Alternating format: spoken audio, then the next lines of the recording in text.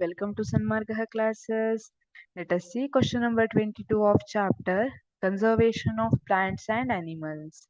How does reforestation help in the conservation of flora and fauna? ಹಾಗಿದ್ರೆ flora ಮತ್ತೆ ಫೋನಾ ಅದನ್ನ conserve ಮಾಡ್ಲಿಕ್ಕೆ ರೀಫಾರೆಸ್ಟೇಷನ್ ಹೇಗೆ ಹೆಲ್ಪ್ ಮಾಡತ್ತೆ ಅಂತ ಕೇಳ್ತಿದ್ದಾರೆ. What is reforestation? ಇಲ್ಲಿ ಮರ ಎಲ್ಲ ಕಟ್ ಮಾಡೋದನ್ನ ಡಿಫಾರೆಸ್ಟೇಷನ್ ಅಂತ ಹೇಳ್ತೀವಿ. ರೀಫಾರೆಸ್ಟೇಷನ್ ಅಂದ್ರೆ ಮತ್ತೆ ಗಿಡವನ್ನ ನೆಟ್ಟು ಮರ ಬೆಳೆಸೋದನ್ನ ಏನಂತ ಕರೀತಾರೆ? Reforestation. Planting trees is called as ರೀಫಾರೆಸ್ಟೇಷನ್.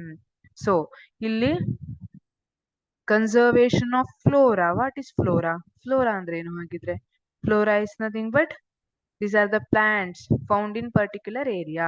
Particular ಏರಿಯಾದಲ್ಲಿರೋ ಪ್ಲಾಂಟ್ಸ್ ಅನ್ನ ಏನಂತ ಕರಿತೀವಿ? ಫ್ಲೋರಾ ಅಂತ ಕರಿತೀವಿ. Fauna, these are animals found in particular area. Particular ಏರಿಯಾದಲ್ಲಿರೋ ಆನಿಮಲ್ಸ್ ಅನ್ನ ಫೋನಾ ಅಂತ ಕರೆದಿರ್ತೀವಿ. ಸೊ ಇಲ್ಲಿ ರೀಫಾರೆಸ್ಟೇಷನ್ ಫ್ಲೋರಾ ಮತ್ತೆ ಫೋನಾ ಕನ್ಸರ್ವ್ ಮಾಡ್ಲಿಕ್ಕೆ ಹೇಗೆ ಹೆಲ್ಪ್ ಮಾಡುತ್ತೆ ಅಂತ ಕೇಳ್ತಿದ್ದಾರೆ. Reforestation helps grow new trees, which gives shelter to animals and helps plants grow, conserving flora and fauna. ಇಲ್ಲಿ ಏನಾಗುತ್ತೆ? ಇಲ್ಲಿ ಏನ್ ಮಾಡಿರ್ತೀವಿ? ನ್ಯೂ ಟ್ರೀಸ್ ಅನ್ನ ಗ್ರೋ ಮಾಡಿರುತ್ತಾರೆ. So which gives shelter to animals. Not only shelter but also food resource ಅಲ್ವಾ?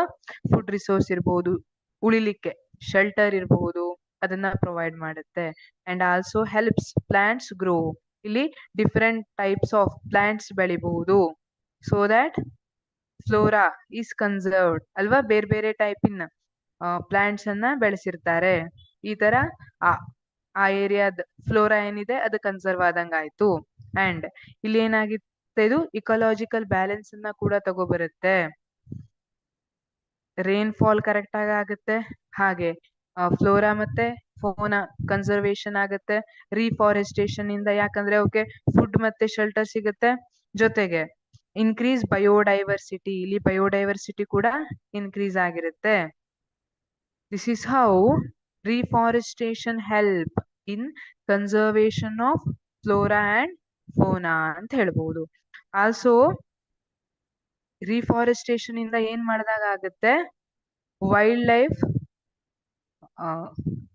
Wild life habitat ಅನ್ನ rebuild ಮಾಡ್ದಂಗ ಆಗಿರುತ್ತೆ.